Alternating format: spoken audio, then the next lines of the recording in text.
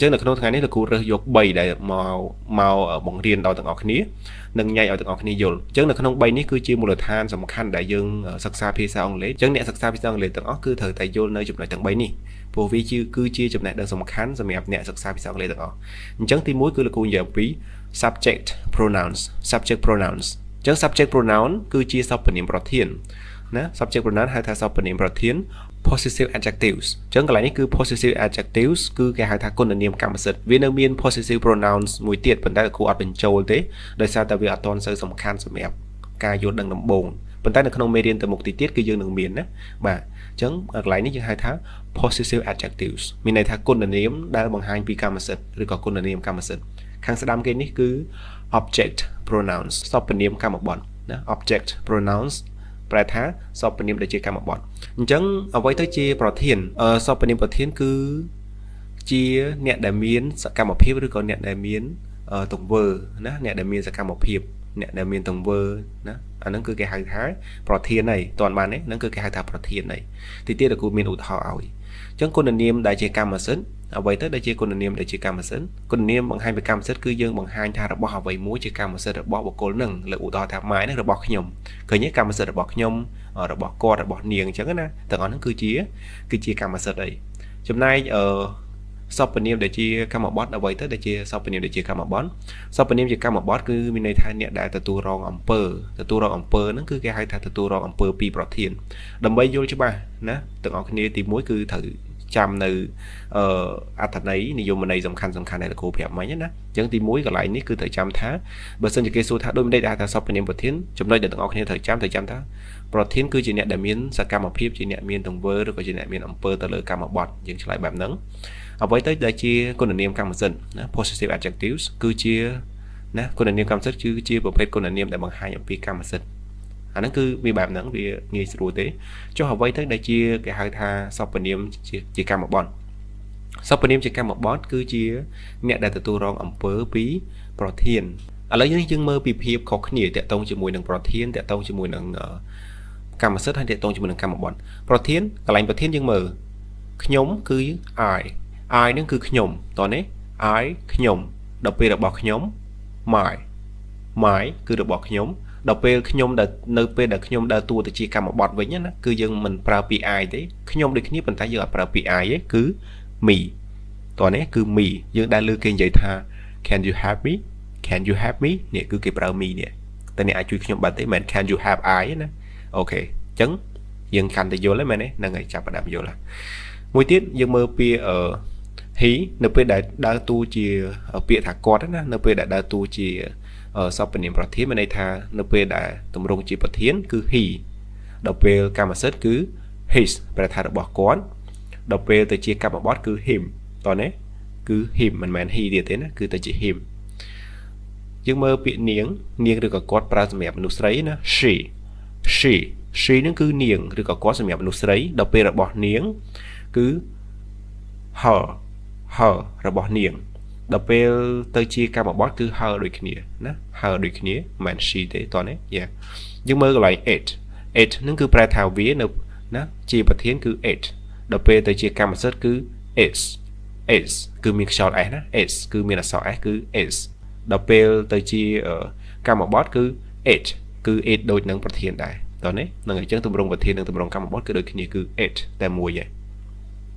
យើងមើលពាក្យ we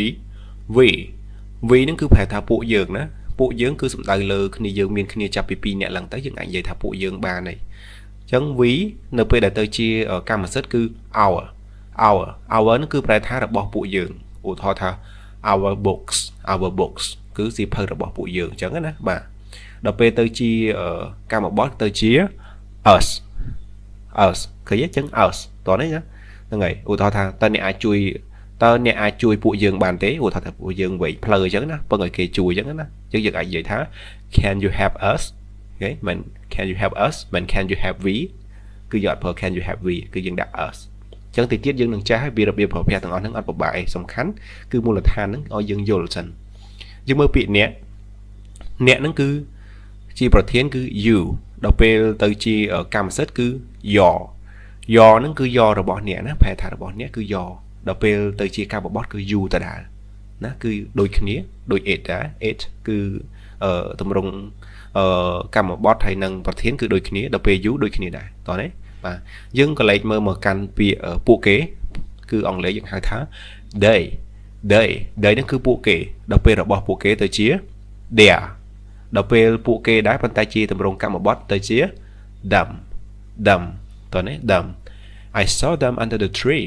ខ្ញុំឃើញពួកគេនៅក្រោមដើមឈើអញ្ចឹងណាតោះនេះយ៉ាឥឡូវដើម្បីឲ្យការសិក្សារបស់យើងកាន់តែយល់ស៊ីជម្រៅទាំងអស់គ្នាគឺត្រូវតែមើលនៅឧទាហរណ៍លោកគ្រូបញ្ជាក់ថានៅក្នុងការរៀនភាសាអង់គ្លេសសំខាន់បំផុតគឺឧទាហរណ៍និងការធ្វើលំហាត់ណាអញ្ចឹងនៅចំណុចសំខាន់នៅក្នុងការសិក្សាភាសាអង់គ្លេសមានចំណុចសំខាន់3ដែលលោកគ្រូបញ្ជាក់ណាដើម្បីឲ្យយើងយល់ពីមេរៀនបានណាទី1គឺយើងត្រូវស្វែងយល់ពីអត្ថន័យដែលលោកគ្រូបញ្យល់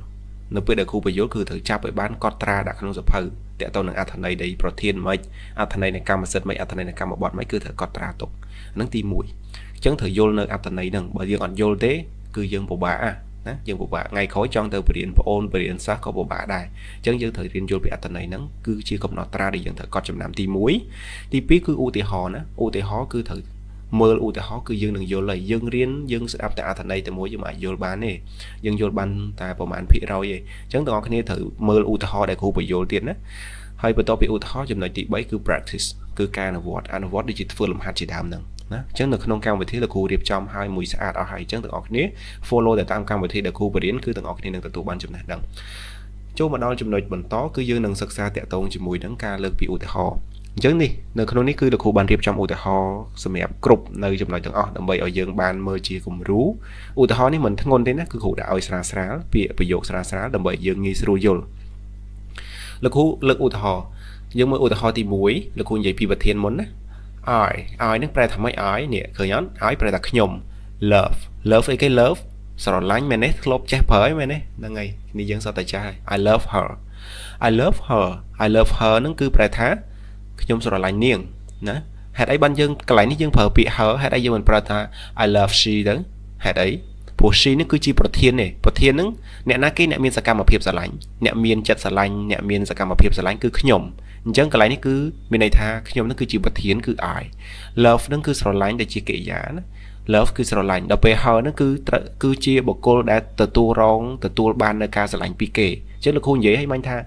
កម្មបត្តិគឺជាអ្នកទទួលរងអំពើពីប្រធានទទួលរងអំពើមិនមានន័យថាតើតែវាយដំគេហៅថាអំពើមែនទេមានន័យថាទទួលរងនៅឥទ្ធិពលណាមួយពីប្រធានគឺគេហៅថាទទួលរងនៅអំពើហើយលើកឧទាហរណ៍ថាខ្ញុំស្រឡាញ់នាងអញ្ចឹងនាងទទួលបាននៅការស្រឡាញ់ពីខ្ញុំអញ្ចឹងមានន័យថានាងគឺជាកម្មបត្តិបាត់ហើយតោះនេះដែលទទួលបាននៅការស្រឡាញ់ពីខ្ញុំអញ្ចឹងនេះកន្លែងនេះគឺយើងដល់ពេលនាងជាកម្មបត្តិអីគេ her អញ្ចឹងបើនាងជាប្រធានគឺ she ចុះបើយើងចង់និយាយថានាងស្រឡាញ់ខ្ញុំវិញគេនិយាយថាម៉េចShe loves me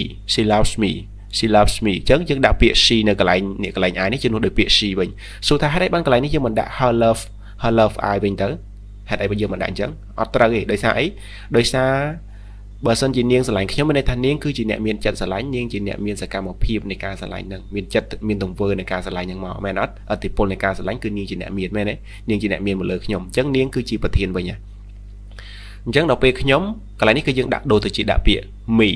ហេតុអីបានយើងដាក់ពាក្យ me នេះហេតុអីយើងមិនដាក់ I ទៅដោយសារតែពេលនោះនាងស្រឡាញ់ខ្ញុំទទួលរងនៅគេហៅថាទទួលនៅឥទ្ធិពលការស្រឡាញ់ពីនាងណាអញ្ចឹងពេលនោះគឺខ្ញុំជាកម្មបត្តិវិញអញ្ចឹងគឺយើងប្រើពាក្យ me វិញឃើញទេហ្នឹងហើយអញ្ចឹងយើងអត់យល់ក៏អត់អីដែរណាគឺគ្រូលើកឧទាហរណ៍ប៉ុណ្្នឹងសិនតោះយើងចូលដល់ចំណុចទី2